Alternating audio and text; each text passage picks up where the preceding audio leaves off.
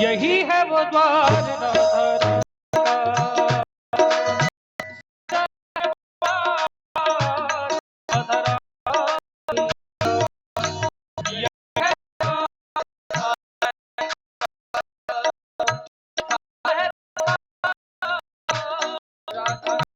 का। यही है वो द्वार राधा रानी का। सजा है दरबार राधा रानी का। यही है वो द्वार राधा रानी का। सजा है दरबार राधा रानी का। सर को यहाँ मुँह पर यहाँ सर को यहाँ झुका लो, मुँह मांग कर यहाँ पालो। यही है द्वार राधा रानी का। चाहे रानी का। यही है वो द्वार राधा रानी का। सचा है दरबार राधा रानी का।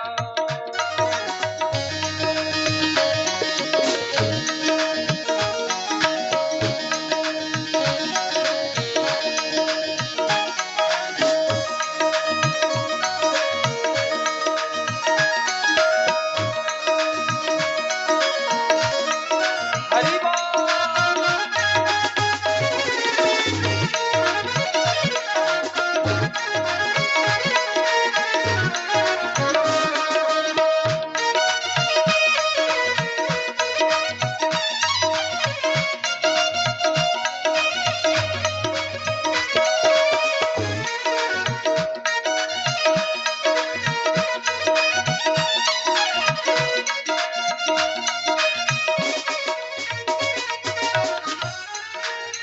सच्चे मन से जो भी इनके चरणों में आ जाएगा, चरणों में आ जाएगा, चरणों में आ जाएगा।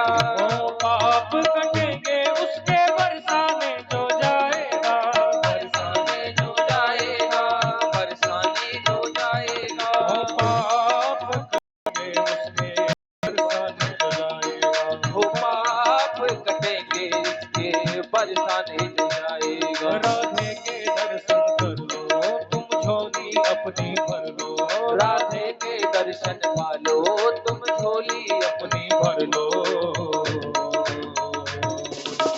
यही है वो द्वार राधा रानी का।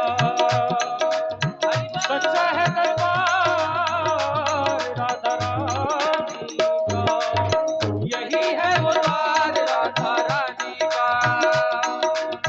सच्चा है दरबार राधा रानी का। सर को यहाँ झुका दो, मुँह मांगा भर यहाँ पालो। वो सर को यहाँ झुका दो, मुँह मांगा भर यहाँ पालो। यही है वो द्वार राधा रानी का। सच्चा है दरबार राधा रानी का। यही है वो द्वार राधा रानी का। सच्चा है दरबार राधा रानी का।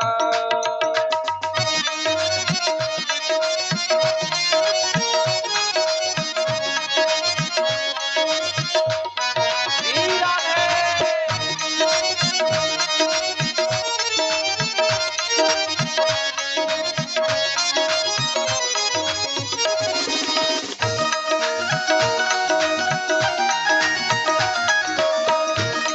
आपके बिहारी लाल।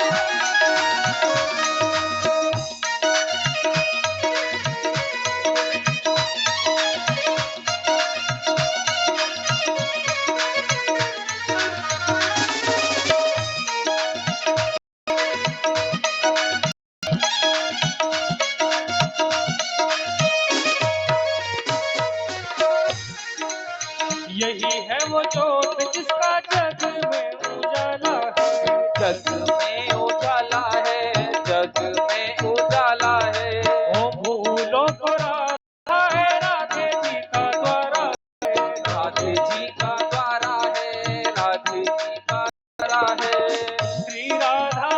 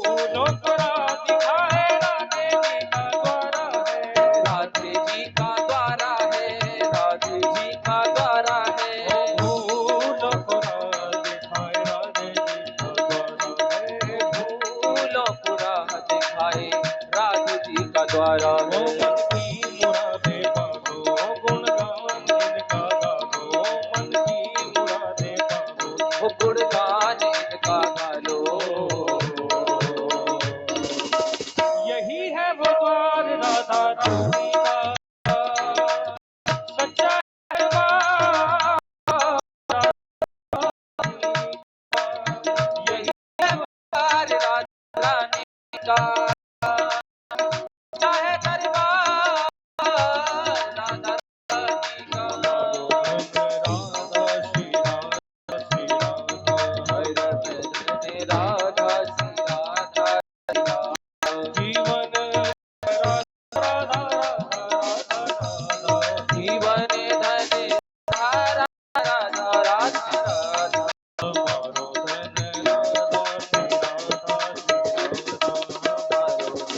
राधा श्री राधा श्री राधा राधा श्री राधा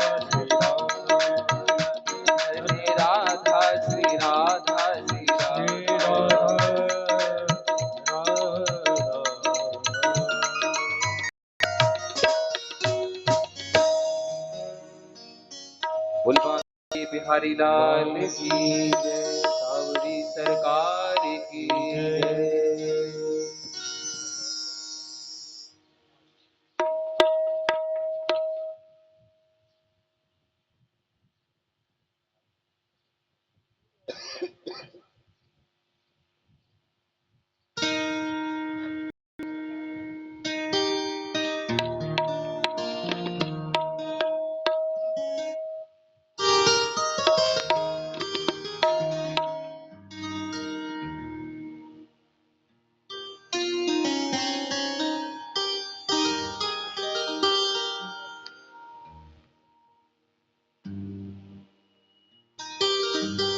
वसुदेव सुतं देवं कंस चाणूरमर्दनं देवकी परमानन्दं कृष्णं वन्दे जगद्गुरुं अजोऽपि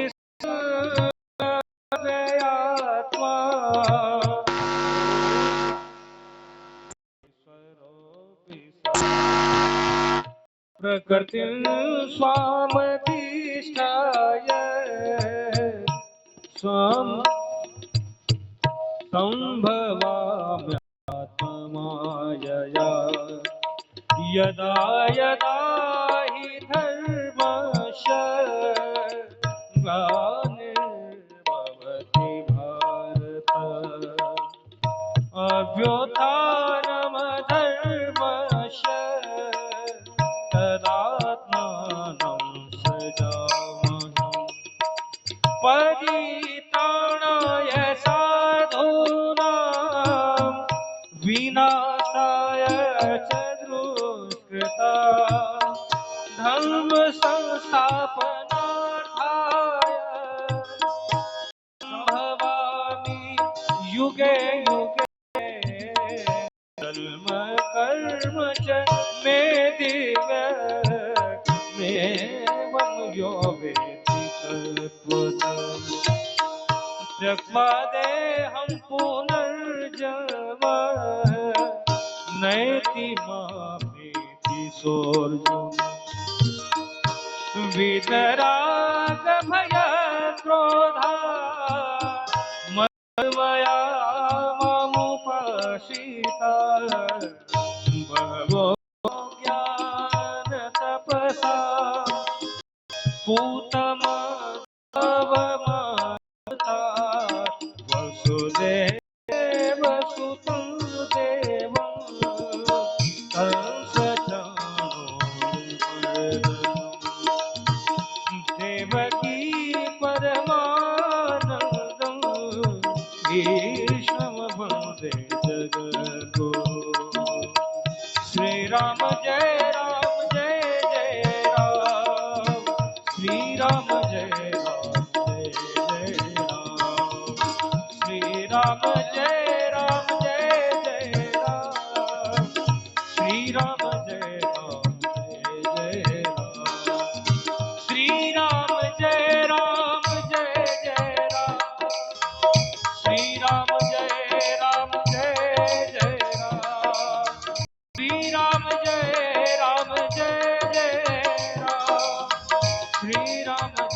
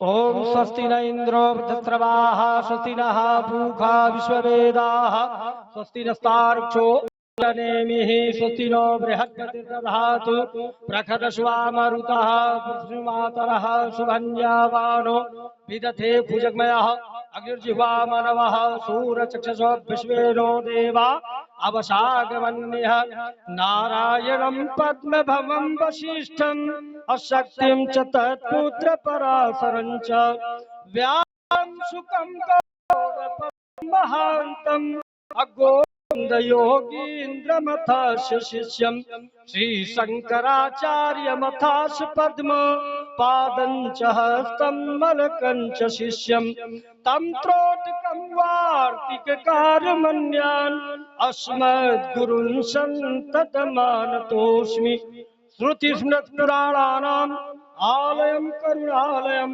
नमामि भगवत्पादं शंकरं लोकशंकरं शंकरं शंकराचार्यं केशवं बादरायणं सूत्रभाष्यकृतौ वन्दे भगवन्तौ पुनः पुनः यद्वारे निखिलानि लिम्पपरिषत् सिद्धिं विधत्ते निशं श्रीमच्छ्रीललितं जगद्गुरुपदं नत्वा प्रपतिं गताः लोका ज्ञानपयोदपाटनधुरं श्रीशंकरं शर्मदं ब्रह्मानंद सरस्वतीं भगवतीं ध्यायामि ज्योतिर्मयम् कस्तूरी तिलकं ललाट पटले वक्षस्थले कौस्तुभं नासाग्रे वरमौक्तिकं करतले वेणुकरे कंकणं सर्वांगे हरिचंदनं सुललितं कंठे च मुक्तावली गोपस्त्री परिवेष्टितो विजयते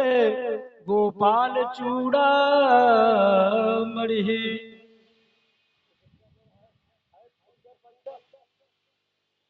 हाँ, आप लोग सभी ग्रामवासी और हमारे क्षेत्रवासी माताएं बहनें सभी को भी सूचित किया गया था और बताया भी जा रहा है कि कथा आपको पावन श्री धाम वृंदावन के द्वारा पूज्यपाद श्री रामकृष्ण चरण दास जी महाराज के द्वारा मुखार बिंदु द्वारा आप कथा श्रवण करेंगे। और भागवत महापुराण की कथा दूसरे दिवस की कथा है। दूसरे दिवस में आपको कल की कथा आप महात्म्य की कथा सुने, भागवत महापुराण के अंतर्गत महात्म्य की कथा सुने हैं। आज जो है आपको कुंती स्तुति, भीष्म स्तुति, परीक्षित जन्म, सुखदेव जी का आगमन, वाराह अवतार, कपिल देवहूति संवाद यानी इत्यादि कथा समयानुसार।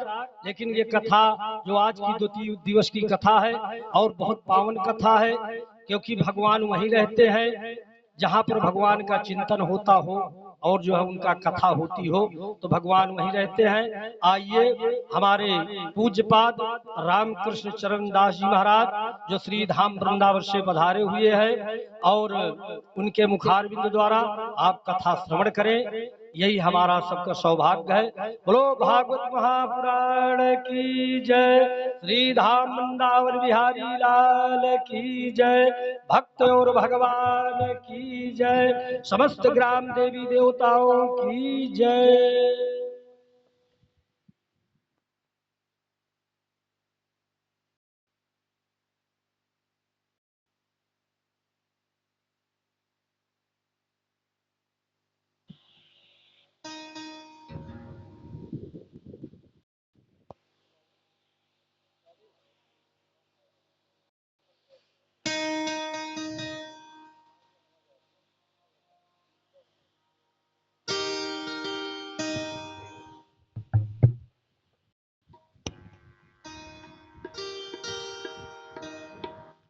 आरती श्री भागवत प्यारी, आरती श्री भागवत प्यारी, आरती श्री भागवत प्यारी, आरती श्री भागवत प्यारी, करत कटे भव संकट भारी, करत कटे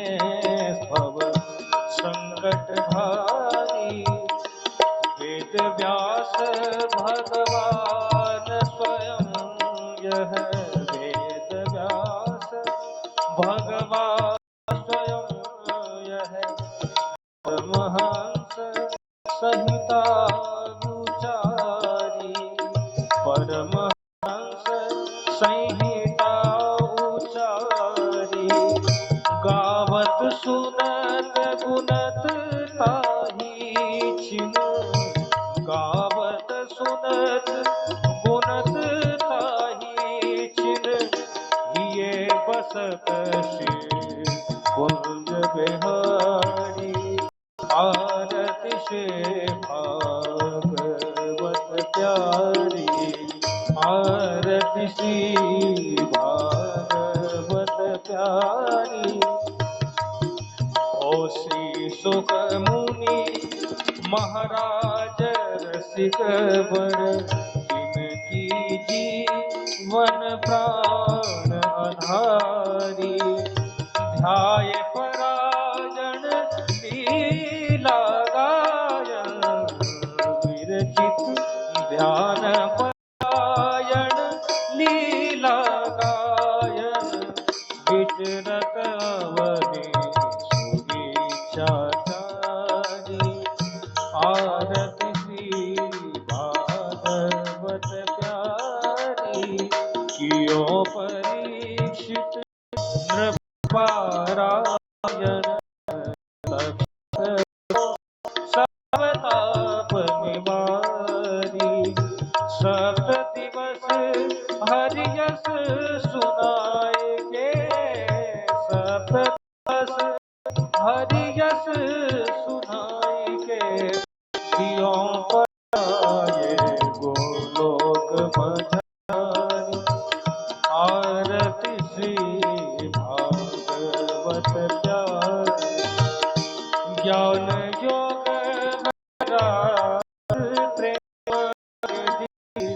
भव सागर में नव का डाली, जीव समूह धारण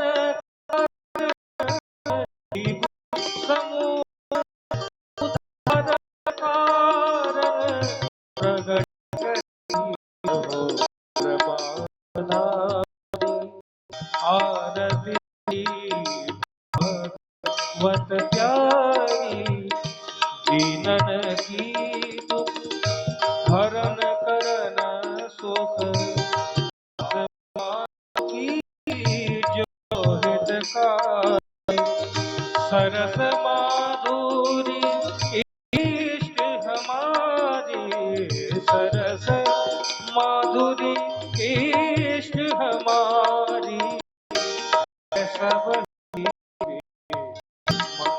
मंगलकारी, आरती श्री भागवत प्यारी, करत काटे भव संकट भारी, आरती श्री भागवत प्यारी, आरती श्री भागवत प्यारी।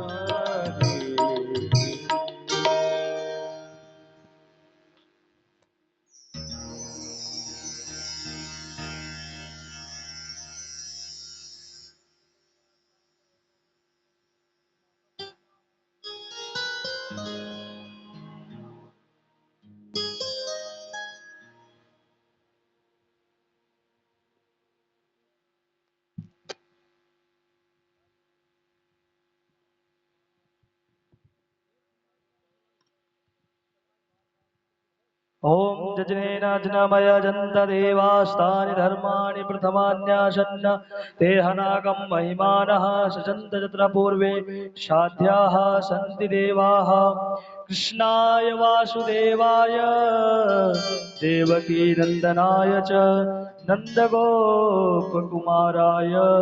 श्रीकृष्णाय वयं नमः। ओम सच्चिदानन्दरूपाय विश्वोत्पत्त्यादिहेतवे तापत्रय विनाशाय श्रीकृष्णाय वयं नमः। ओम नानासुगन्धि पुष्पाणि यथा कालोद्भवानि च पुष्पाञ्जलिर्मया दत्त गृहाण परमेश्वर। ओम भूर्भुवस्वः मंत्र पुष्पाञ्जलिं समर्पयामि श्री पुराण पुरुषोत्तमाय नमः।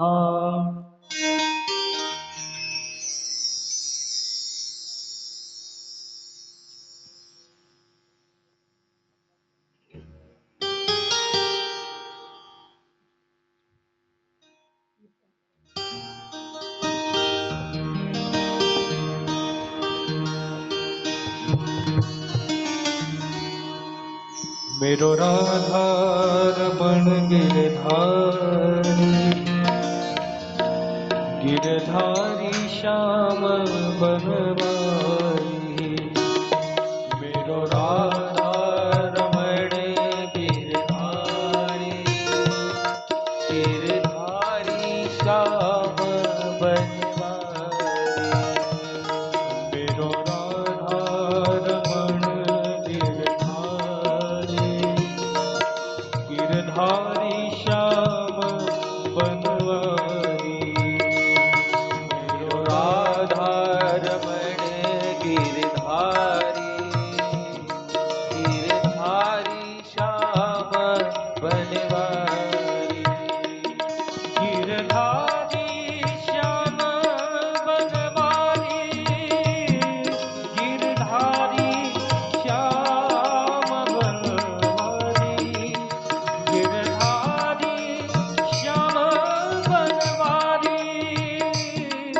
गिरधारी श्याम बनवारी मेरो राधा रमण गिरधारी गिरधारी श्याम बनवारी मेरो राधा रमण गिरधारी गिरधारी श्याम बनवारी ओ मेरो राधा रमण गिरधारी गिरधारी श्याम बनवारी मेरो राधा रमण गिरधारी गिरधारी श्याम बनवारी गिरधारी श्याम बनवारी ओ गिरधारी श्याम बनवारी ओ मेरो राधा रमण गिरधारी गिरधारी श्याम बनवारी मेरो राधा रमण गिरधारी गिरधारी श्याम बनवारी।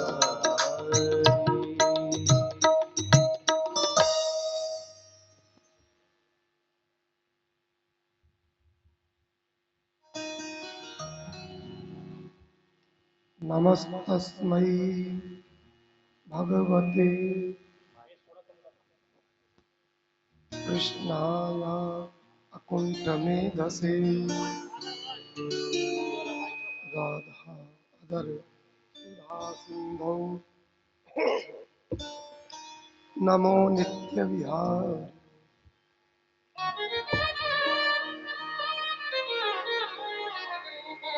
राधां कृष्णस्वरूपा कृष्णं राधा स्वरूपिणं कलात्मानं कुञ्जस्थं गुरुरूपं सदा भजे प्रपन्नपारिजाताय स्तोत्रवेत्रैकपाणये ज्ञानमुद्राय कृष्णाय गीतामृतदुहे नमः। वसुदेवसुतं देवं कंसचाणूरमर्दनं देवकी परमानन्दं कृष्णं वन्दे जगद्गुरुं ध्येयं सदा परिभवग्नमभीष्टदोहम् तीर्थास्पदं शिवविरिञ्चिनुतं शरण्यं भृत्यार्तिहं प्रणतपालभवाब्धिपोतं वन्दे महापुरुषते चरणारविन्दम् यं प्रव्रजन्तमनुपेतुमपेतुकृत्यं द्वैपायनो विरह कातरया जुहाव पुत्रेऽपि तन्मयतया करवोऽभिनेदु तं सर्वभूतहृदयं मुनिमानतोऽस्मि। नारायणं नमस्कृत्य नरं चैव नरोत्तमं देवीं सरस्वतीं व्यासं ततो जयमुदीरयेत्। वागीसा यस्य वदने लक्ष्मीर्यस्य च वक्षसि यस्यास्ते हृदये संवित् तं नृसिंहमहं भजे। प्रह्लाद नारद पराशर पुण्डरीक व्यासाम्बरीश सुक सौनक भीष्मदाल्भ्यां रुक्माङ्गदार्जुन वसिष्ठ विभीषणादि एतानहं ब्रह्म भागवता नमामि। हरिजु आय विराजिए कथा सुनो इतिहास तुम श्रोता या माल के तब पदरज हम दास। भक्त भगवन गुरु चतुर नाम वपु एक इनके पद वंदन किए नासहि विघ्न अनेक। श्री राधा माधव चरण बंदम बारंबार एक तत्व दो तनु धरे नितरस पारावार।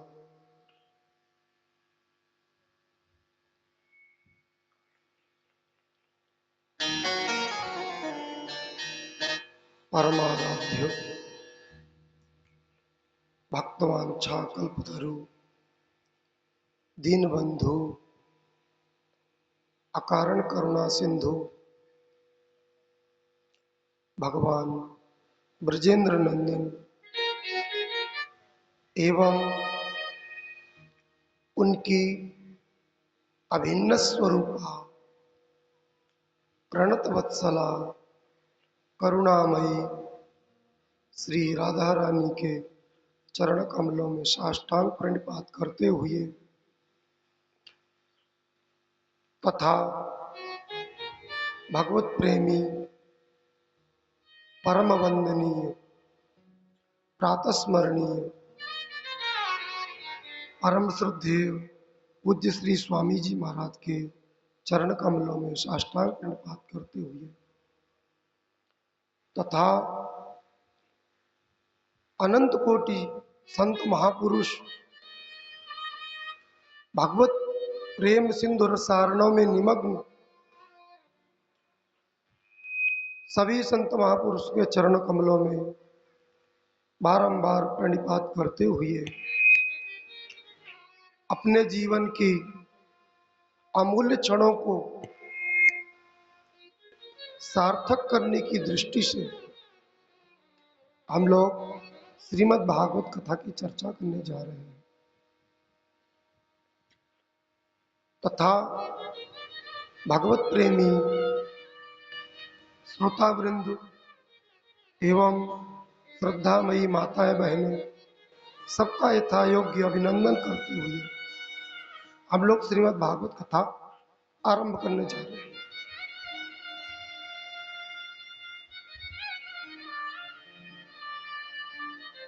कल की कथा जो हुई थी महात्म्य की चर्चा हुई। आज हम प्रथम स्कंध से कथा प्रारंभ करते हैं। थोड़ा सा गला खराब हो गया आज, धीरे धीरे चलाएंगे। करी गोपाल की सब होए, जैसे ठाकुर जी चाहते हैं वही होता है।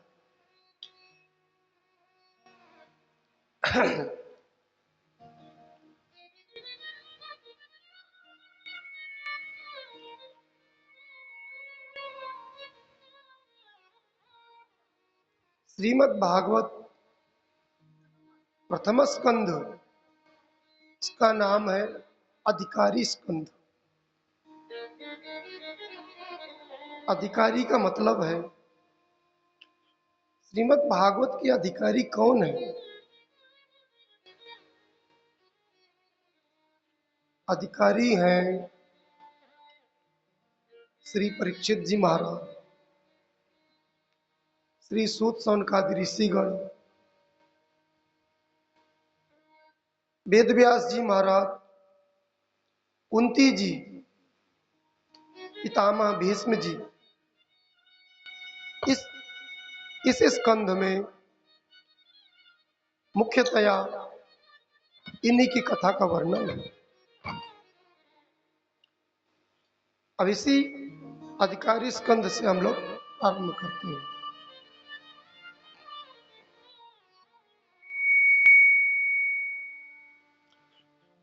जन्माद्यस्य यतोऽन्वयादितरतः चार्थेष्वभिज्ञस्वरा तेने ब्रह्म हृदय आदि कवये मुह्यन्ति यत्सूरयः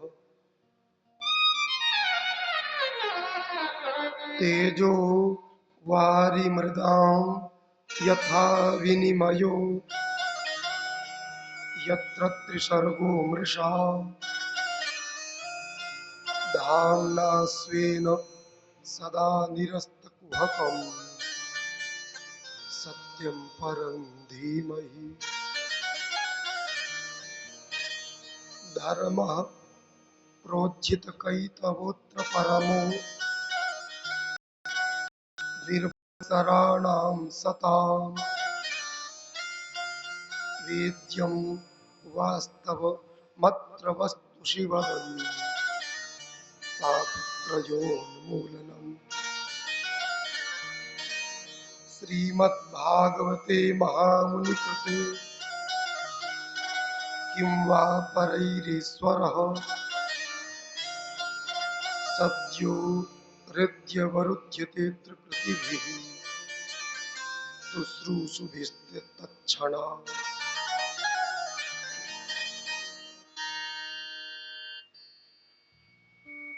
जिन परमात्मा से ये सृष्टि उत्पन्न होती है, सृष्टि की स्थिति होती है तथा सृष्टि का विलय होता है, एवं अपने संकल्प मात्र से जो आदि कवि लोक पितामह श्री ब्रह्मा जी के हृदय में विशुद्ध ज्ञान का उदय किया, जिनकी माया, जिनकी प्रभाव से ये सृष्टि जो है माया असत्य होने पर भी सत्यवत प्रतीत होती है। जासु सत्यता ते जड़ माया भास सत्य इव मोह सहाया। अपने ही प्रभाव से असत्य होने पर भी जिनके प्रभाव से प्रभावित होकर ये माया सत्यवत प्रतीत होती है, वही परम सत्य स्वरूप परमात्मा को का हम ध्यान करते हैं। और स्वेन राजते इति स्वराट, अपने आप में, ठीक है, आवाज सही चल रही है, अपने आप में जो प्रतिष्ठित है, किसी की मतलब सहायता की जिनको आवश्यकता नहीं है, अपने आप में प्रतिष्ठित है। जैसे कि संसार में कोई उच्च पद पे प्रतिष्ठित होता है तो उसको दूसरे का समर्थन चाहिए, तब वो उसमें प्रतिष्ठित हो पाता है। लेकिन जब दूसरे लोग उसको समर्थन नहीं देते तो वो नीचे गिर जाता है। तो वो स्वराट नहीं कहलाता है, वो है परराट। लेकिन भगवान जो है स्वराट स्वेन राजते, अपने आप में प्रतिष्ठित है। और अब देखिए, भगवान महाभारत युद्ध में सारथी का कार्य किए। जब शंखवादन का समय आया तो पहले शंखवादन भगवान का होता है। कौरव पक्ष का शंखवादन जो है वो तो भीष्म जी ने दुर्योधन को प्रसन्न करने के लिए किया था। लेकिन पांडव पक्ष का शंखवादन भगवान ने स्वयं किया। उनसे पूछा जाए, महाराज शंखवादन तो महारथी का कार्य है, आप कैसे शंखवादन किया? लेकिन भगवान स्वयं राजते, अपने आप में प्रतिष्ठित है, उनको किसी के समर्थन की जरूरत नहीं है, स्वतः निर्णय लेकर शंख बजा दिए। जहां है वहीं पर पूर्ण है, चाहे वो सूत का कार्य करें, चाहे महारथी का कार्य करें, चाहे वो पत्तल उठाएं, चाहे राजा बन जाए, उनको किसी समर्थन की जरूरत नहीं है। ऐसे परमात्मा सत्य स्वरूप परमात्मा का हम ध्यान करते हैं। निगम कल्पतरोरितम फलम शुकमुखामृतद्रवयुतम पिबत भागवतम रसमालयम मुहुरहो रसिका भुवि भावुकाः। हे भावुको, ये जो श्रीमद् भागवत है ये वेद रूपी कल्प वृक्ष का परिपक्व फल है। लेकिन इसकी विलक्षणता ये है, ये केवल रस से ओतप्रोत है। फल में तो गुठली छिलका इत्यादि सब होती है, लेकिन ये भागवत ऐसा है, इसमें त्याज्य वस्तु है ही नहीं, इसमें गुठली छिलका है ही नहीं, रस से परिप्लुत है। आप कहेंगे कि रस से परिप्लुत है, फल अगर नीचे गिरेगा तो फट जाएगा, वो तो खाने के योग्य नहीं है। लेकिन कहते ये गिरा नहीं है, ये शाखा प्रशाखा से आया हुआ है। शाखा माने आदि पुरुष नारायण, उसके बाद ब्रह्मा जी, ब्रह्मा जी के बाद नारद जी, नारद जी के बाद वेद व्यास जी, वेद व्यास जी से श्री सुखदेव जी, सुखदेव जी महाराज से परीक्षित जी। ये शाखा प्रशाखा परंपरागत आया हुआ है। ऐसे जो है श्रीमद् भागवत है, ये अन्यत्र कहीं नहीं मिलेगी, न स्वर्ग में, न कैलाश में, न वैकुंठ में, केवल यहीं पर है। इसीलिए इसको बारंबार पान करिए, इसको छोड़िए मत। कब तक? कहते आलयम, जब तक इसमें लय नहीं हो जाता। वो जैसे स्वामी जी महाराज कहते थे, साधक लोग महाराज जी से मिलते तो कहते महाराज जी आज भजन में बड़ा मन लग गया, इतना अच्छा आनंद आया। तो महाराज जी कहते थे कि नहीं, संतोष मत करो। जैसे गंगा जी में जाते जाते जाते जाते जब तक पूरा डूब न जाए तब तक संतोष मत करो, लगे ही रहो। जब पूरे रस में रसाकार बन गए, चाशनी में मक्खी जब पूरा चाशनी ही बन जाए तभी छोड़े, नहीं तो छोड़े नहीं। इसीलिए हे भाव को श्रीमद् भागवत को बारंबार पान करें।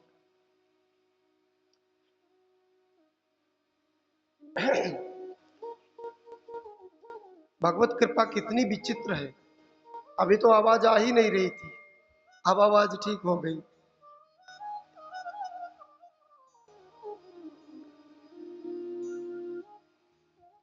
नैमिषारण्य में सूत जी महाराज श्रेष्ठ आसन पे विराजमान है। अपने नित्य कृत्य से निवृत्त होकर के अन्य ऋषि महर्षिगण अपने अग्निहोत्र अधिकारी से निवृत्त होकर के आकर के सूत जी महाराज को नमस्कार करके प्रश्न करते हैं। त्वया खलु पुराणानि सेतिहासानि चानघ आख्यातान्यप्यधीतानि धर्मशास्त्राणि यान्युत। हे सूत जी महाराज, आपने भगवान वेद व्यास जी जब वेदों का विभाजन किए तो जो वेदों की शाखा प्रशाखाएं थी तो अपने पहल आदि शिष्यों को उसको दे दिए। अब आप लोग इसका विस्तार करो। पुराणों को, इतिहास को रोमहर्षण सूत जी को दे दिए, क्योंकि वेदों का अध्ययन करने का केवल अधिकार होता है ब्राह्मण, क्षत्रिय, वैश्य। उसके अलावा वेदों का अधिकार नहीं है। लेकिन इतिहास पुराण आदि का अधिकार रोमहर्षण सूत जी को दिए। तो कहते हैं सौनक जी महाराज, आपने वेदव्यास जी महाराज से इतिहास पुराण आदि का सम्यक प्रकार से अध्ययन किया, उसमें से भी आप सार सार हमको कृपा करके आप श्रवण कराएं। क्योंकि अब ये है कि जिस प्रकार प्रश्न किया जाता है उसी प्रकार का उत्तर होता है। कोई कहे महाराज स्वास्थ्य कैसे ठीक हो, तो कहा जाएगा कि भाई किसी अच्छे वैद्य को दिखाओ, यही उत्तर है। लेकिन ये सार्वभौमिक प्रश्न है, मनुष्य मात्र का प्रश्न है, प्राणी मात्र का। कहते हैं महाराज, मनुष्य का आत्यंतिक रूप से कल्याण कैसे हो, क्योंकि आयु थोड़ी है, बुद्धि मंद है, भाग्य भी अल्प है, उसमें भी प्रमाद से भरा हुआ है। ये सब होने पर भी जीवन में जाने कितनी उथल पुथल है, धैर्य से बैठने के लिए समय नहीं है। ऐसे अत्यंत क्षणिक जीवन में पड़ा हुआ मनुष्य का कल्याण कैसे हो? भगवान आप कृपा करके बताएं। ऋषि लोग 5 प्रश्न कर रहे हैं, इन्हीं 5 प्रश्न का उत्तर पूरे भागवत में मिलेगा, अनेक आख्यानों के माध्यम से। दूसरा कहते हैं कि भगवान के लीला अवतार की कथा सुनाई, और कहते हैं कि देवकी माँ के गर्भ से भगवान प्रकट हुए, उनके प्रकट होने का कारण क्या है। भगवान जब परम धाम को चले गए तो धर्म किनकी शरण में गया? इसलिए भगवान आप कृपा करके इसको हमें विस्तार से समझाएं। सूत जी महाराज एकदम गदगद हो गए, बोले कि सौनक जी, आज आपने मुझे भगवान की स्मृति दिलाई। आपकी वस्तुतः भगवान में विशुद्ध प्रीति है।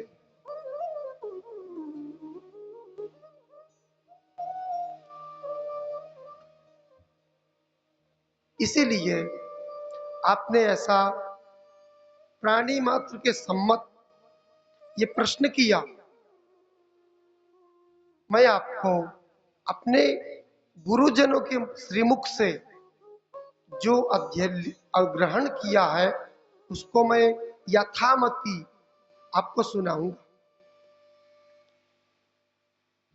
सबसे पहले ये है, कहते हैं मनुष्य का कल्याण कैसे हो, तो कहते हैं सवई पुंसाम परो धर्मो यतो भक्तिरधोक्षजे अहेतुक्य प्रतिहता ययात्मा संप्रसीदति। अनेक धर्मों को कहते मेरा ये धर्म, मेरा वो धर्म, मेरा वो धर्म। कहते हैं कि कोई धर्म अन्य धर्म से जिस वर्णाश्रम में है उसके लिए वही धर्म लागू होता है, लेकिन कल्याण कैसे हो, कल्याण करने के लिए मनुष्य शरीर मिला, ये धर्म सबके ऊपर है। आपको अपना कल्याण करना है। कहते जिस किसी प्रकार भगवान में अविचल प्रीति हो वही मनुष्य का परम धर्म है। अन्य धर्म कोई महत्वपूर्ण नहीं है। देश निकालने का कार्य नहीं चला। स्वार्थ साच जीव कहूं एहा मन क्रम वचन राम पद नेहा। वास्तविक परम स्वार्थ यही है, भगवान के चरणों में प्रीति कर ले, प्रेम की प्राप्ति कर ले, तभी वास्तव में शरीर धारण करना सार्थक है, नहीं तो कोई अर्थ नहीं है। कई लोग कहते हैं भगवान हम लोग अपने धर्म का विस्तार से बढ़िया से सांगोपांग पालन किए, तो कहते हैं कि पालन किए तो उसका अंतिम पर उसका निष्कर्ष है क्या, भगवान में रति होगी, संसार से वैराग्य होगा। और यदि नहीं हुआ तो आपने धर्म का पालन केवल श्रम ही किया है, धर्म का पालन नहीं किया। जो चार पुरुषार्थ धर्म अर्थ काम मोक्ष, इसका सेवन जो है अंतिम परिणति मोक्ष के लिए ही है। लेकिन लोग क्या कर सोचते हैं, अर्थ को इंद्रिय प्रीति भोग सामग्री, अर्थ को भोग सामग्री ही मान रखा है। कहते नहीं, ऐसा नहीं है। अर्थ है धर्म के लिए। आपके पास है पर्याप्त तो दीन दुखियों की सेवा करिए, उसका संग्रह मत करिए। जो दिया गया है वो देने के लिए है, संग्रह करने के लिए नहीं। अर्थ है धर्म के लिए, धर्म है मोक्ष के लिए, काम है संतुलन के लिए। जो भगवान की बनाई हुई परंपरा है उसको यथोचित रूप से संचारित करने के लिए चारों पुरुषार्थों की रचना है। इसीलिए अभी आपने पूछा कि मनुष्य को क्या करना चाहिए। तस्मादेकेन मनसा भगवान सात्वतां पति श्रोतव्यः कीर्तितव्यश्च ध्येयः पूज्यश्च नित्यदा। हे ऋषियों, सुनने के लिए, ध्यान करने के लिए, कीर्तन करने के लिए संसार में कोई और नहीं है, केवल भगवान के गुणानुवाद, उन्हीं की लीला, उन्हीं की कथा, और वही ध्यान करने योग्य है, अन्य कोई ध्यान करने योग्य नहीं है। उससे होगा क्या महाराज? कहते हैं हृदयंत अस्थो यभद्राणी विधुनोति सुहृत सताम। जन्म जन्मांतरों से जो विषयों के संस्कार जम गए हैं, सुनने से पिघल के पानी हो जाएंगे, क्योंकि संस्कार जो डाले गए हैं अत्यंत ही रचपच के डाले गए हैं। और वहां ऐसे और संस्कार कोई बाहर तो पड़ा नहीं है जो कि धो लो। वो संस्कार तो जिस प्रकार से डाले गए हैं उसी प्रकार से ही मिटाए जाएंगे। कैसे डाले गए महाराज? राग पूर्वक, अत्यंत आसक्ति पूर्वक, और वो चले गए हृदय के अंतःकरण में जम गए। जितनी आसक्ति पूर्वक आप संसार के संस्कार डाले हैं, उतनी ही रुचि पूर्वक आप भगवान के गुणानुवाद में लगिए, तब वो अपने आप धुल जाएंगे। प्रेम भगति जन बिनु रघुराई, ओ प्रेम भगति जनो बिनु रघुराई। प्रेम भगति जल बिनु रघुराई। प्रेम भगति जनो बिनु रघुराई। अभियंतर मन कबहु न जाय, अतियंतर मन कबहु न जाय।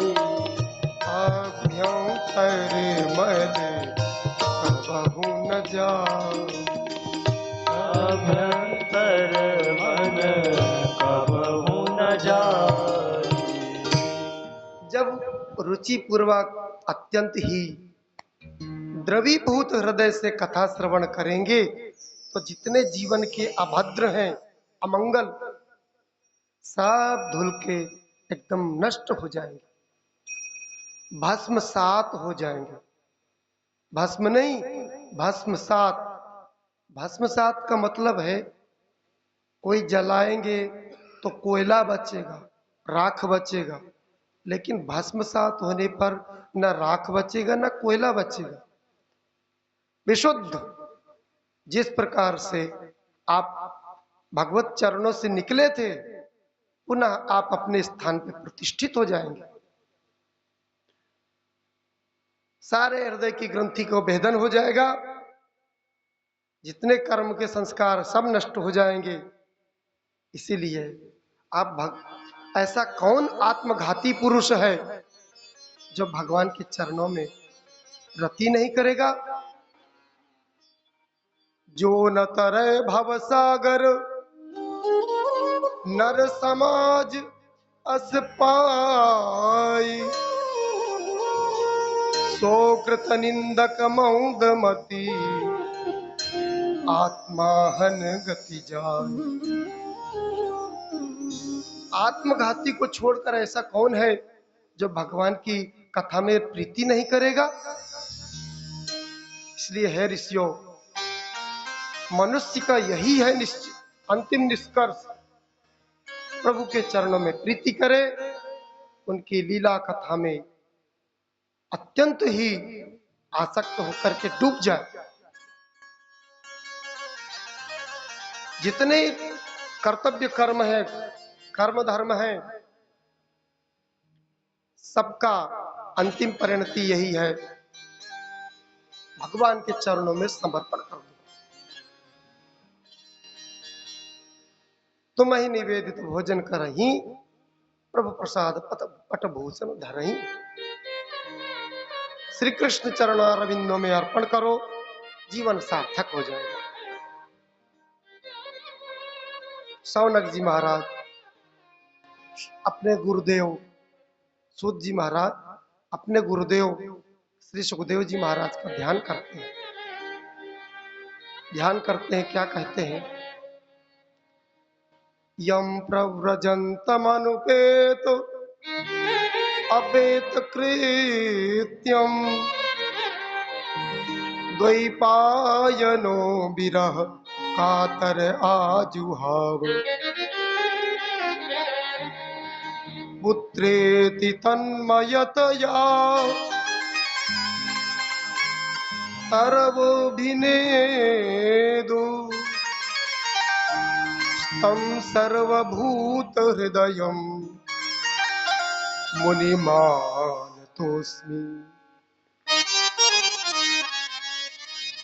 यस्वानुभावमखिल श्रुतिसारमेक अध्यात्मदीमतितीर्षतान्तमोऽन्ध संसारनाकया पुराणगुह्यं तं व्याससूनुमुपयामि गुरुं मुनीनाम्। जन्म लेते ही बालक के कृत्य भी होते हैं, कर्म संस्कार आदि होते हैं, नालोच्छेदन होता है, लेकिन ऐसे परमहंस चक्र चूड़ामणि श्री सुखदेव जी महाराज नाल जो है उसको कंधे में डाल दिए और चल पड़े। पीछे से वेद व्यास जी महाराज चल पड़े, पुकार रहे पुत्र पुत्र, लेकिन सुखदेव जी महाराज आगे आगे चले जा रहे हैं। जिन्होंने करुणा कृपा करके इस श्रीमद् भागवत रूपी दीप प्रज्वलित किया है, ऐसे मुनि स्वरूप श्री सुखदेव जी महाराज को हम नमस्कार करते हैं। सुखदेव जी महाराज हैं कौन, सबके मन में प्रश्न होता है। तो रुद्रयामल में एक कथा आती है कि सुखदेव जी महाराज ये गोलोक धाम में निवृत्त निकुंज है, भगवान नंदनंदन श्री राधा रानी उनके परिकर सब लोगों के ऊपर सर्वोपरि गोलोक धाम है। जब श्री जी संसार के प्राणियों को कष्ट देखे तो द्रवीभूत हो गई, तो ठाकुर जी से कह रही हैं कि प्यारे, ये दुखी प्राणियों का कष्ट मुझसे देखा नहीं जा रहा। भगवान ने कहा तो किशोरी जी क्या किया जाए? बोले कि इनके कल्याण के लिए, इनको दुख से छुड़ाने के लिए अपने मर्त्य लोक पे चलते हैं। ठीक है, चलेंगे। वहां क्या क्या लेके चलेंगे? बोले मेरा तो मन नहीं लगेगा, मुझे यमुना जी चाहिए और गिरिराज गोवर्धन चाहिए। तो यमुना जी और गिरिराज गोवर्धन गोलोक धाम से पधारे। जब जाने का विचार हुआ तो भगवान के मन में एक बार बात आई कि जब श्री जी व्याकुल होती हैं तो मैं उनके उस द्रवीभूत रूप का दर्शन करके आनंदित होता हूं, और जब मैं व्याकुल होता हूं तो किशोरी जी आनंदित होती हैं। जब दोनों मिलके लीला करते हैं तो तीसरा कौन देखे? तब उनके मन में आया मैं शुक स्वरूप हो जाऊं। भगवान सुआ बन गए, वही निकुंज में वो रहते हैं। अब श्री जी कभी व्याकुल हो जाती हैं श्री कृष्ण श्याम सुंदर के विरह में, तो सुआ जो है वो श्री कृष्ण के गुणानुवाद सुनाते हैं। तो श्री जी राधा रानी अत्यंत प्रसन्न होकर के सुआ को अनार के दाना खिलाती है और उसके चोंच को चूमती है। ऐसे सुखदेव जी महाराज श्री जी के ये क्रीड़ा है, क्रीड़ा खिलौना है, और इतना राधा नाम की प्रेमी है कि राधा नाम मुख से उच्चारण करते ही 6 महीने की मूर्छा आ जाती है इनको। राधा नाम मात्रेण मूर्छा षाण्मासिको भवेत् नोच्चारित मत स्पष्टम परिच्छिद्धित कृन्मुनि। इसीलिए संपूर्ण भागवत में राधा नाम का उच्चारण उन्होंने किया ही नहीं, कि अभी राधा नाम उच्चारण होगा तो भागवत कौन सुनाएगा, सुखदेव जी तो मूर्छित हो जाएंगे, इसलिए राधा नाम का उच्चारण उन्होंने किया ही नहीं। जब मरते लोग जाने का दोनों की तैयारी हो गई तो शुक जो थे वो व्याकुल हो गए, आपके बिना मैं कैसे रहूंगा, आप कहाँ जा रहे हैं? बोले हम लोग मरते लोक में जा रहे हैं। किस लिए? हम लोग जीवों के कल्याण के लिए जा रहे हैं, तो मैं भी तो आपके ही सहायता करूंगा। क्या करोगे तुम? मैं आपके गुणानुवाद जीवों को सुनाऊंगा, जिसको सुन करके लोग भवसागर से तर जाएंगे और आपके वो अभय चरणारविंद की प्राप्ति करके सदा सदा के लिए सुखी हो जाएंगे। श्री जी ने कहा ठीक है चलो। इधर इस प्रकार की भूमिका बनी। उधर एक बार की बात है, श्री नारद जी महाराज पधारे माता पार्वती जी के पास, कुशल प्रश्न प्रांत पूछे कि माता जी भोलेनाथ जी आपको बहुत प्रेम करते हैं? बहुत प्रेम करते हैं, लेकिन वो मुंडों की माला जो धारण किए हैं ये बताया किसकी है? ये तो कभी नहीं चर्चा हुई। बोले चलो ठीक है, नहीं बताते तो नहीं बताते हैं। और उसी समय शंकर भगवान आ गए, नमस्कार करके नारद जी कीर्तन करते हुए चल दिए। इधर माता पार्वती मानवती हो गई, बोली कि शंकर भगवान ने पूछा तो कुछ बोले ही नहीं, तो बोले कि क्या बात है, नारद जी आए थे, उन्हीं का सारा कार्य है। माता जी ने कहा सारी बात बताते हैं, ये लेकिन मुंडों की माला की कथा आप कभी नहीं सुनाए, ये किन के हैं? बोले देवी ये आपके ही हैं, कि आप में मेरा ज्यादा प्रेम है इसलिए मैं मुंडों की माला धारण कर लेता हूँ, प्रत्येक जन्म की मुंड की माला मैं बना लेता हूँ। माता जी ने कहा आप मेरे मुंड की माला धारण करते रहते हैं तो मरती रहती, लेकिन कभी नहीं होता, क्या कारण है? कि मैं अमर किया हुआ, तो हमको क्यों नहीं सुनाते? बोले ठीक है सुनाएंगे। ले गए अमरनाथ, वहां पर भगवान शंकर ने डमरू वादन किया, जितने भी जीव जंतु पशु पक्षी थे सब स्थान छोड़ के चले गए। एक सुआ का अंडा जो था वो वहीं रह गया। अब जो है कथा प्रारंभ हुई, माता जी सुनते सुनते निद्राग्रस्त हो गई। अब वो अंडा परिपक्व हो चुका था, फूट गया। सुनते सुनते जब निद्रा विभूत हो गई तो भी वो सुआ जो है उकारी भरने लग गया। जब कथा पूरी हो गई भगवान ने कहा सुने? बोली हम तो आधी सुने, आधी तो नहीं सुन पाए। तो ये हुकारी कौन भरा? देखिए ध्यान, बोले अरे ये तो पक्षी है, त्रिशूल लेके दौड़े पीछे मारने को। उड़ते उड़ते आए, वेद व्यास जी महाराज की जो पत्नी थी उनके मुख में प्रवेश कर गए। शंकर भगवान ने कहा उसको निकालो, मैं मारूंगा, त्रिशूल से मारूंगा। वेद व्यास जी ने कहा भगवान आप क्यों मारेंगे? बोले मैं अमर कथा सुन लिया। बोले कि आप भोलेनाथ हैं पर वास्तव में बहुत ही भोले हैं। अब अमर कथा सुनने के बाद कोई मरेगा? वो तो अमर हो चुका। शंकर भगवान मुस्कुरा के चले आए कि ठाकुर जी की ऐसी ही इच्छा है। इधर सुखदेव जी महाराज गर्भ में 12 वर्ष रहे, उनसे प्रार्थना किया गया कि बाहर पधारो। बोले नहीं, भगवान की माया अत्यंत प्रबल है, तो बड़े बड़े सूरवीरों को भी मोहित कर लेती है, इसलिए यही ठीक है। अब भगवान को स्वयं शंकर भगवान भी आए, भगवान आए कि बाहर पधारो, आपको माया नहीं व्यापेगी। इसीलिए ऐसे परम वीतराग सुखदेव जी महाराज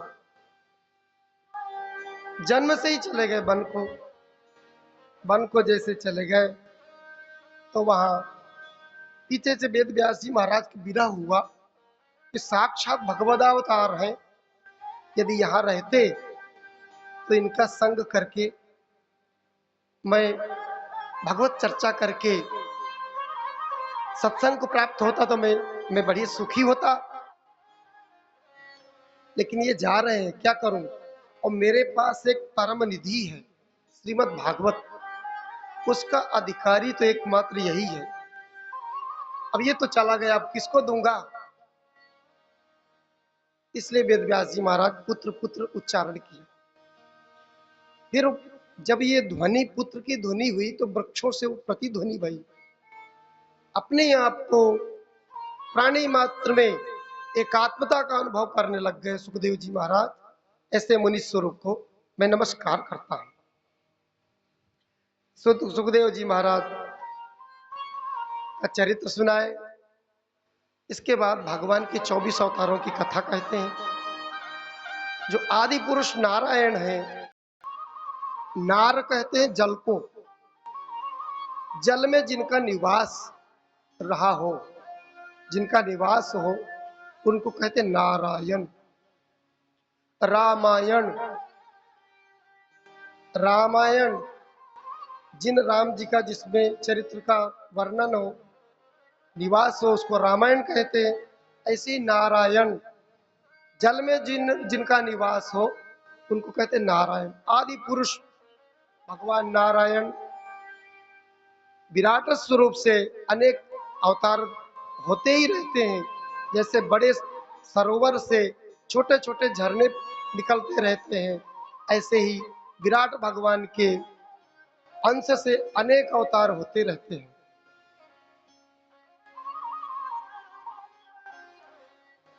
अब जो है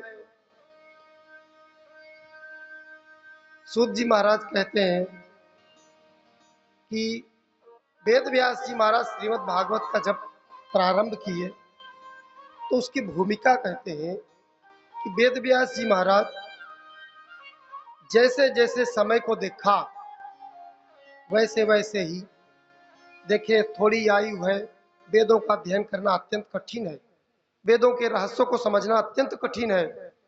तब उन्होंने वेदों के विभाजन किए, वेदों की भाषा को नहीं समझेंगे, शाखा प्रशाखा किए, शाखा प्रशाखा को अत्यंत सरलतम करके उपनिषदों की रचना किए, ब्रह्मसूत्र की रचना किए, पुराण महाभारत की रचना कर दिए, 17 पुराणों की रचना कर दिए।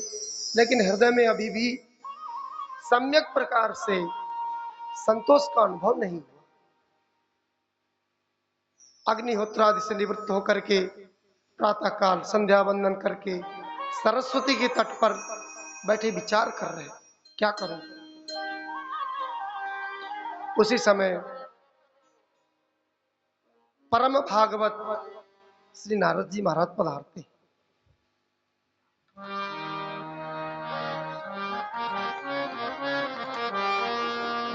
नारायण नारायण नारायण श्रीमन नारायण नारायण नारायण, श्रीमन नारायण नारायण नारायण, श्रीमन नारायण नारायण नारायण,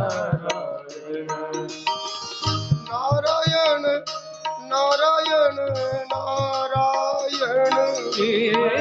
नारायण नारायण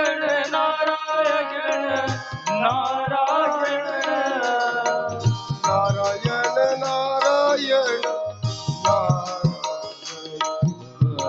नारायण नारायण नारायण नारायण नारायण, श्रीमन नारायण नारायण नारायण,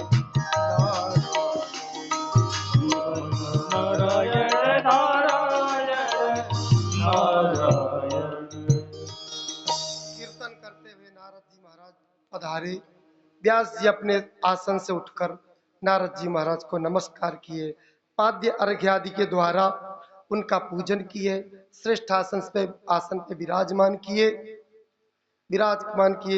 नारद जी महाराज वेद व्यास जी से पूछते हैं कि हे वेद व्यास जी, आप इस समय प्रसन्न तो हैं? अपने तप नित्य कृत्य आदि से आप प्रसन्न तो हैं?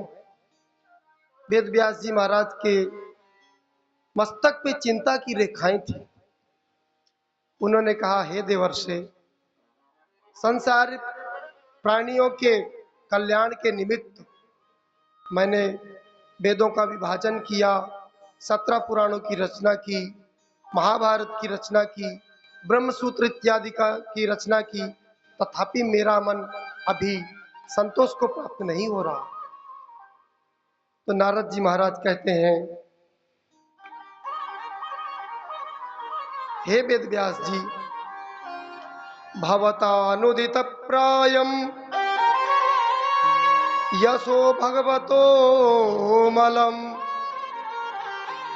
ये नैवासो न तुष्येत मन्ये तद्दर्शनम खिलम। आपने वर्णन किया है जो भी धर्म अर्थ काम मोक्ष, इन्हीं चारों का वर्णन किया है। स्वतंत्र रूप से भगवत गुणानुवाद का वर्णन कहीं नहीं किया। ये असंतोष का कारण यही है।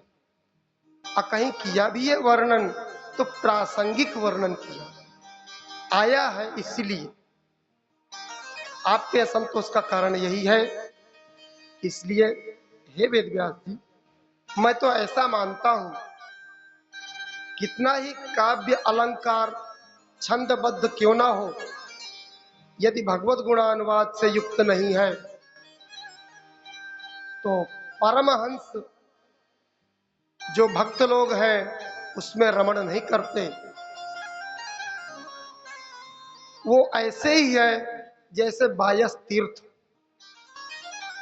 बायस तीर्थ का मतलब है कौवा का तीर्थ। कौवा का तीर्थ कहाँ है? जूठी पत्तल खा के फेंक दो, कौवा मंडराएंगे वहां। तो बायस तीर्थ है कौवा का तीर्थ, वहां कौवा मंडराते हैं, लेकिन हंस वहां नहीं आते। हंस तो वहां रहते हैं मानस सरोवर पे। मोती चुगने वाले हंस तो मान सरोवर में विहार करते हैं।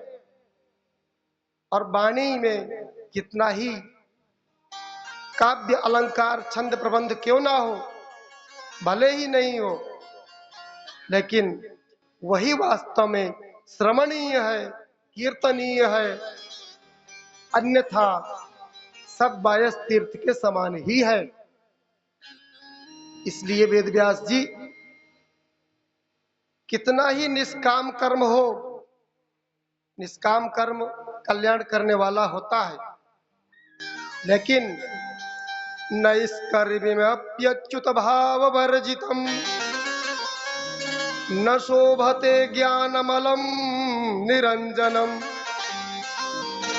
कुतः पुनः सस्वद भद्रमीश्वरे न चार्पितम कर्म यदप्य कारणम।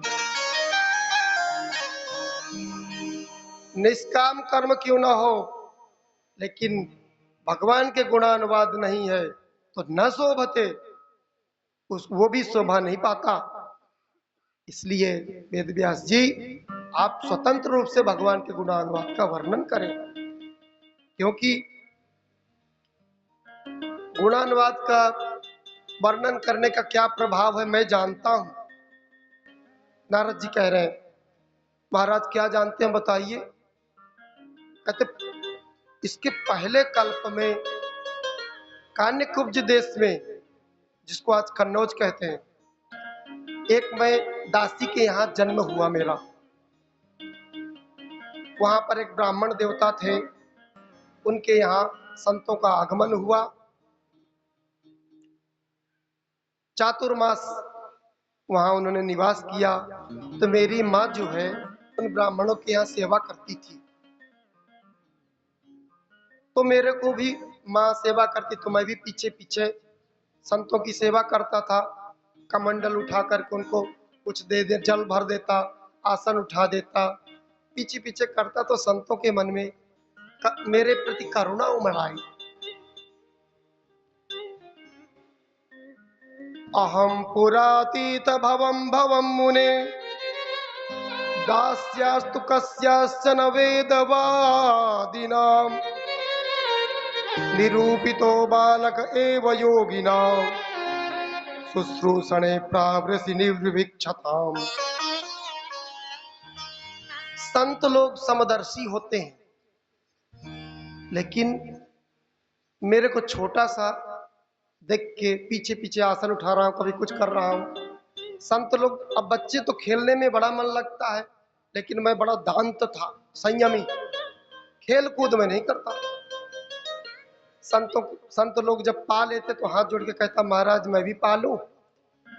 संत लोग द्रवित हो जाते तो मस्तक में हाथ धरते, हाँ बेटा अवश्य तुम पालो। उन्होंने कहा नारद जी ने, इस सबको पाने के बाद में उसको पाने से मेरे हृदय शुद्ध हो गए। गीता जी में आता है,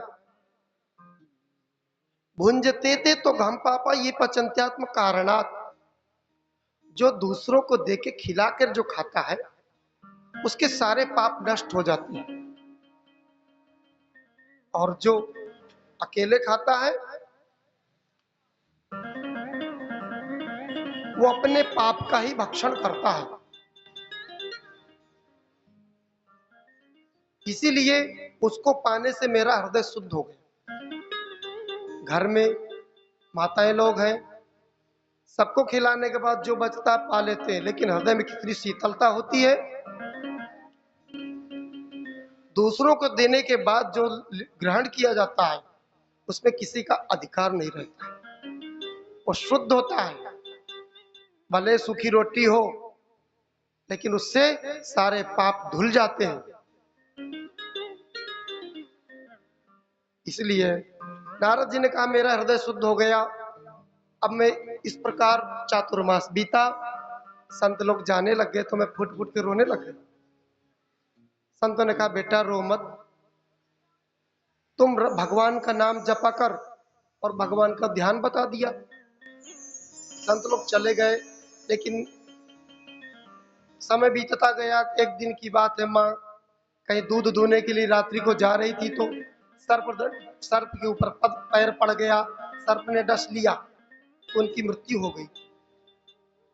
छोटा बालक की माँ चली जाए तो कितना विपत्ति की बात है, लेकिन बोले मैं दुखी नहीं हुआ, मैंने भगवान का विधान मान के खुश हो गया।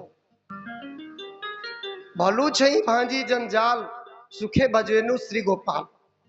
गुजराती भाषा में नरसिंह जी भक्त थे, उनके जवान बेटा को सर्प काट लिया, खत्म हो गया। बोले अच्छा हुआ, जंजाल खत्म, अब अच्छे से भजन करूंगा। भगवान के प्रत्येक विधान में प्रसन्न रहते हैं। अब नारद जी महाराज ने कहा कि मैं स्वतंत्र हो गया। अब मैं आंख मीच के उत्तर दिशा की ओर चल पड़ा। चलते चलते घोर जंगल में पहुंच गया। वहां सुंदर सरोवर था, डुबकी लगाया, स्नान करके प्राणायाम किया और बैठ करके ध्यान करने बैठा तो तुरंत संतों ने जो ध्यान बताया था वैसे एकाग्र हुआ तो एक ऐसी झलक आई कि मन उसी की तरफ समर्पित हो गया। फिर मैंने चाहा कि वो छवि बनी रहे, लेकिन फिर दोबारा नहीं भई। फिर मैं दोबारा नहाया, प्राणायाम किया, सब किया, लेकिन सोचा कोई अशुद्धि हो गई, लेकिन वो झांकी भी नहीं भई। आकाशवाणी भई, बेटा अब इस जन्म में मेरे दर्शन नहीं होंगे, अब तुम्हारा अगले जन्म में तुम मेरे दर्शन कर सकोगे। वेद व्यास जी ने पूछा भगवान इसके बाद फिर क्या बीता, क्या हुआ? नारद जी ने कहा कि समय बीता, मेरा शरीर छूट गया, मैं अगले कल्प में ब्रह्मा जी के गोद से उत्पन्न हुआ, मेरा नाम हुआ नारद। अब जो है मुझे एक वीणा दे दिए, अब मैं भगवान का गुणानुवाद गाता, वीणा बजाते हुए विचरण करता।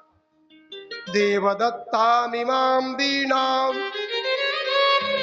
स्वर ब्रह्म विभूषिता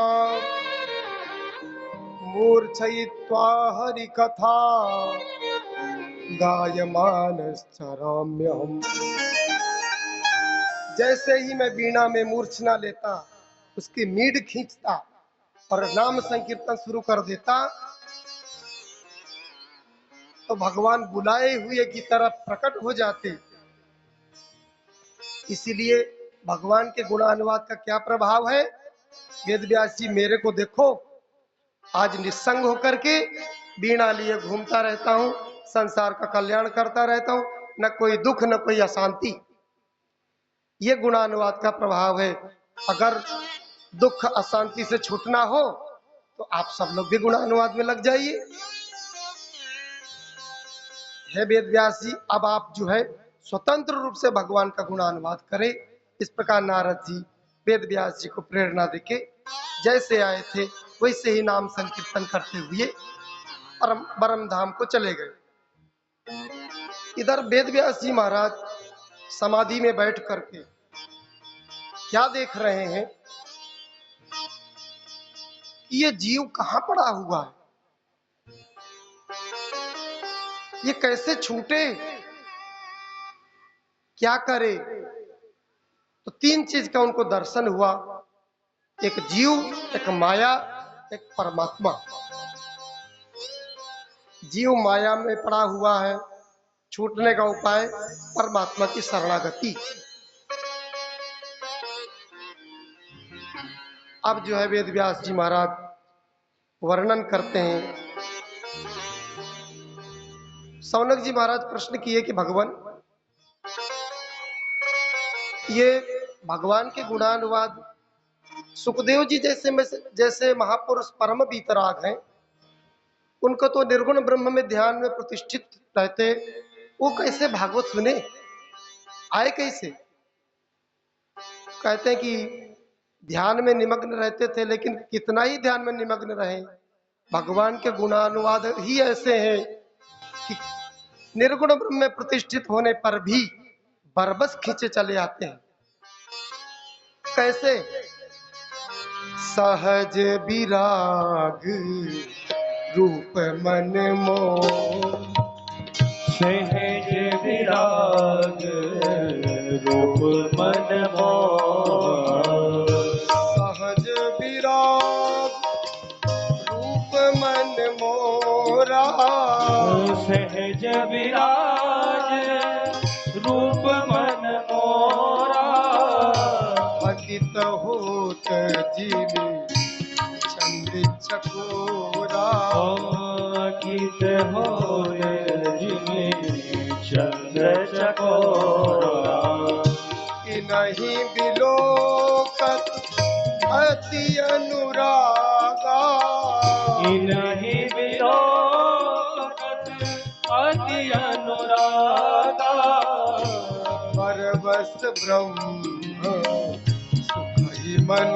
त्यागा, सर्वस्व ब्रह्म मन त्यागा। ब्रह्म में प्रतिष्ठित है, वो भी बरबस खींच करके भगवान के सगुण ब्रह्म में, सगुण स्वरूप में आके लग ही जाता है। ऐसे सुखदेव जी महाराज के साथ हुआ।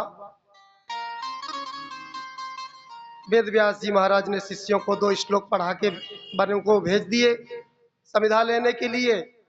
जैसे उन्होंने श्लोकों का गान किए तो विचार हुआ कि सुंदर होने से क्या होगा, गुण हो तब तो हमारा काम होगा।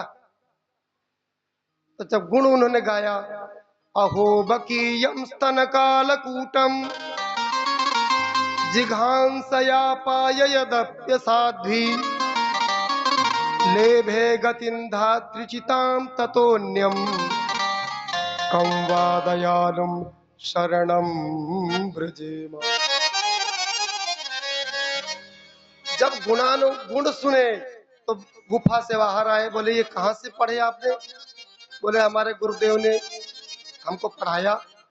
बोले कि बहुत अच्छा लग रहा, मुझे भी पढ़ा। बोले एक नहीं है, 18,000 है। चले आए। पश्चात वेद व्यास जी से उन्होंने भागवत का अध्ययन किया। आत्माराम कितना हो लेकिन जिनकी ग्रंथि भी नष्ट हो गई है वो भी भगवान का गुणानुवाद गाते हैं। इधर अब भागवत की कथा आरंभ करते हैं। महाभारत युद्ध संपन्न हो गया। भीमसेन की कठोर गदा से दुर्योधन की जंघा भग्न हो गई। युद्ध भूमि में पड़ा छटपटा रहा था। उसी समय अश्वत्थामा, कृपाचार्य, कृतवर्मा तीनों आए। रात्रि के समय में अश्वत्थामा ने कहा कि मित्र, तुमने इतने लोगों को सेनापति बनाया लेकिन मुझे नहीं बनाया। आज भी मैं पांडवों को मारने की शक्ति रखता हूं। दुर्योधन ने कहा कि जब तक राजा जीवित है सेनापति चुनने का अधिकार है। अपने रक्त से ही अश्वत्थामा का तिलक कर दिया। बोले मैं आपको सेनापति घोषित करता हूं, आप जाओ, मुझे पांडवों के सिर चाहिए। अश्वत्थामा गया। भगवान बड़े कृपालु, प्रतिपल पांडवों की रक्षा उन्होंने किया। बड़ी बड़ी विपत्ति आई लेकिन जैसे आंखों की रक्षा पलकें करती हैं, ऐसे भगवान ने पांडवों की रक्षा की। क्यों? शरणागत है। शरणागत की रक्षा करना भगवान का विरध है। देखिए, महाभारत युद्ध हो गया तो आज उन्होंने कहा कि आज की रात्रि यहां नहीं बिताएंगे, शत्रु पक्ष के शिविर में बिताएंगे, क्योंकि सब खत्म हो गए थे। इधर अश्वत्थामा आया। रात्रि के समय में जैसे ही घुसने शिविर में प्रवेश करना चाहा तो भगवान शिव रक्षा कर रहे थे। उसने अनेक अस्त्र शस्त्र का प्रयोग किया। भगवान शिव सब निगल गए। बाद में उनसे प्रार्थना किया, भगवान ने उसको वापस दे दिए और शिविर में अंदर में जाने की आज्ञा भी दे दी। अंदर रात्रि के समय में जाकर द्रौपदी के 5 पुत्रों को मार दिया और एक अक्षौहिणी सेना रात्रि रात बची हुई सेना को नष्ट कर दिया। अब जो है प्रातः काल हुआ।